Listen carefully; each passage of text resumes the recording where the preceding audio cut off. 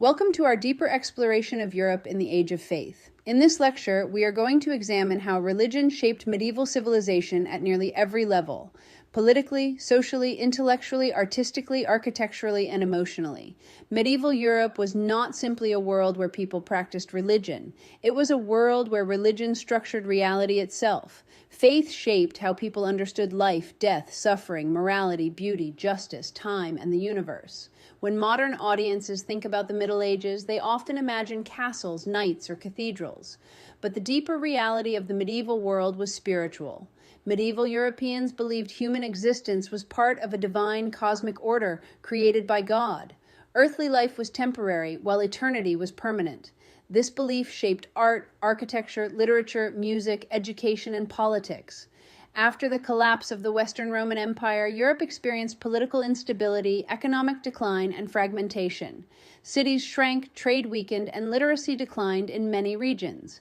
Yet Christianity remained one of the few institutions that provided continuity and structure. The Church preserved learning, organized communities, cared for the poor, and maintained cultural traditions. Monasteries became centers of literacy and preservation. Monks copied manuscripts by hand, preserving not only religious writings but also many classical Greek and Roman texts. Without medieval monasteries, much of ancient literature and philosophy might have disappeared entirely. The medieval worldview was deeply symbolic. People believed physical objects and events reflected spiritual truths. Nature itself was often interpreted as evidence of divine order. Cathedrals, relics, music, rituals, and sacred images all functioned as pathways towards spiritual understanding. This worldview also shaped social organization. Medieval society was hierarchical, and people believed this hierarchy reflected God's design. Kings ruled over nobles, nobles ruled over knights and peasants, and the church existed alongside political authority as a spiritual hierarchy.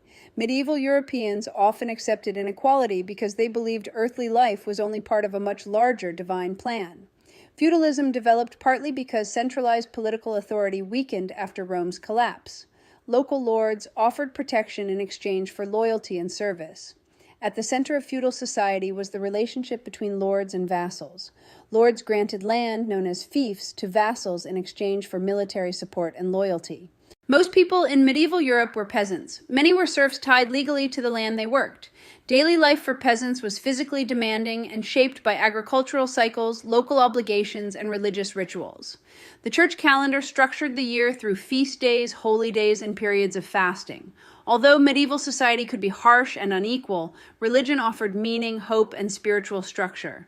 Salvation, not worldly success, was considered the ultimate goal of life. One of the greatest literary expressions of the medieval worldview is Dante Alighieri's Divine Comedy. Written in the early 14th century, the poem reflects medieval Christianity, philosophy, politics, morality, and cosmology, while also helping bridge the medieval and Renaissance worlds. Dante described himself as Florentine by birth but not by morals, reflecting his frustration with political corruption in Florence. His work combines personal experience, theology, classical learning, and poetic imagination into one enormous symbolic journey. The Divine Comedy is divided into three sections: Inferno, Purgatory, and Paradise. Each section contains 33 cantos plus an introductory canto, creating a total of 100 cantos. The structure itself reflects medieval fascination with order, symbolism, and numerical harmony. The journey begins in Inferno, where Dante travels through hell guided by the Roman poet Virgil. Virgil represents human reason and classical wisdom. Hell is structured in descending circles where sinners experience punishments reflecting the nature of their sins. This idea is known as contrapasso, meaning the punishment symbolically mirrors the crime. The lower Dante descends into hell, the more serious the sins become. At the center lies Lucifer, trapped in ice. This surprises many modern readers because hell is often imagined as fiery, but Dante portrays ultimate evil as coldness, isolation, and separation from divine love. Purgatory represents hope and spiritual purification. Souls here are not eternally damned. Instead, they work toward redemption by purging themselves of sin. The 7 deadly sins, pride, envy, wrath, sloth, greed, gluttony, and lust, become obstacles to spiritual growth. Finally, Dante reaches paradise, guided by Beatrice, who symbolizes divine love and spiritual grace. Heaven is structured as ascending celestial spheres moving toward God, who exist beyond time and space in the Empyrean. The Divine Comedy reflects the medieval belief that the universe itself possessed divine structure and moral order. Every soul has a place determined by choices, virtues, and sins. But Dante's work is also deeply human. He fills hell, purgatory, and paradise with recognizable historical figures, political enemies, friends, popes, kings, and ordinary people. The poem explores fear, grief, longing, love, regret, justice, and hope. Dante's emotional realism helped make medieval theology intensely personal. Readers are not simply learning doctrine, they are emotionally experiencing spiritual struggle. If Dante's poetry represents the medieval mind through literature, Gothic cathedrals represent it through architecture. The Gothic style emerged during the 12th century and transformed medieval Europe. Gothic cathedrals were designed not merely as buildings, but as spiritual experiences meant to inspire awe, humility, wonder, and transcendence. One of the earliest and most important Gothic structures was the Abbey Church of Saint-Denis near Paris. Abbot Suger, who oversaw its reconstruction, believed architecture could elevate the human soul toward God. Suger emphasized height, light, and beauty as reflections of divine presence. Medieval theologians often associated light with spiritual truth and heavenly reality. Entering a Gothic cathedral was intended to feel like entering a sacred, transformed world. The Gothic style differed dramatically from earlier Romanesque architecture. Romanesque churches were heavy, massive, and fortress-like, with rounded arches and thick walls. Gothic architecture introduced pointed arches, ribbed vaults, and flying buttresses. Pointed arches distributed weight more efficiently, allowing buildings to rise higher. Ribbed vaults strengthened ceilings while reducing weight. Flying buttresses transferred pressure outward, allowing walls to become thinner and windows larger. These innovations transformed the interior space of cathedrals. Massive stained glass windows filled churches with colored light, creating a sense of spiritual radiance. Notre Dame Cathedral in Paris became one of the greatest examples of Gothic architecture, dedicated to the Virgin Mary, Our Lady. The cathedral reflected both religious devotion and growing urban wealth. Gargoyles decorated the exterior. These strange carved creatures served practical purposes as waterspouts, but they also symbolized the medieval fascination with the boundary between sacred order and chaotic evil. The Gothic cathedral was not simply a place of worship, it functioned as the center of community life. Cathedrals hosted ceremonies, markets, festivals, and public gatherings. Entire towns often contributed labor and money to their construction.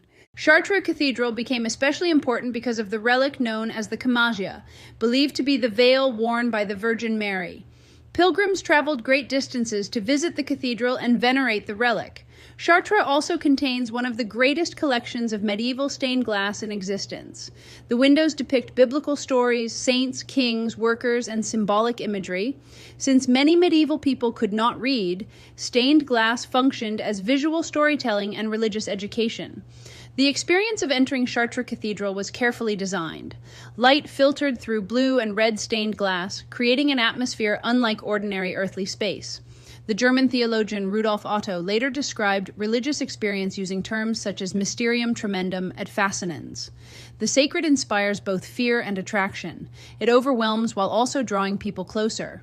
Gothic cathedrals embodied this dual experience. Their enormous scale, height, shadows, and luminous interiors created feelings of awe, mystery, humility, and wonder.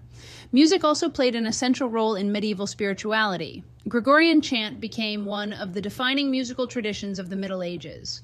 Gregorian chant was monophonic, meaning it used a single melodic line sung without harmony or instrumental accompaniment.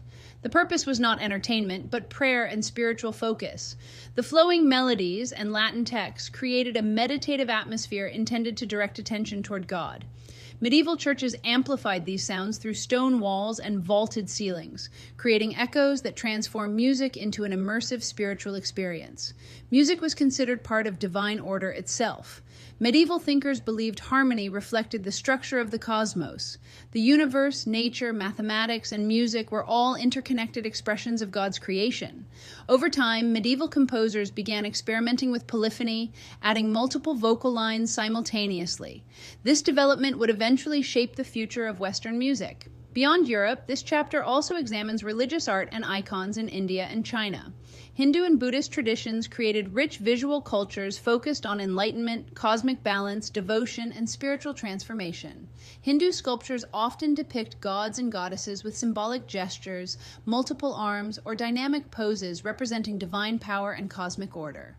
Buddhist art frequently emphasizes serenity, meditation, compassion, and transcendence. Religious icons in Asia functioned similarly to cathedrals or stained glass in Europe. They were not merely decorative objects. They created spiritual experiences, taught religious ideas, and connected worshippers to sacred realities. Across Europe, India, and China, religion shaped architecture, music, art, literature, and daily life. The Age of Faith reminds us that human beings have always used creativity to explore questions about suffering, morality, beauty, transcendence, and the relationship between humanity and the divine. The medieval world was not simply an age of superstition or darkness, it was an age deeply concerned with meaning. Through cathedrals, chants, literature, pilgrimage, and sacred imagery, medieval civilizations attempted to bring humanity closer to the eternal.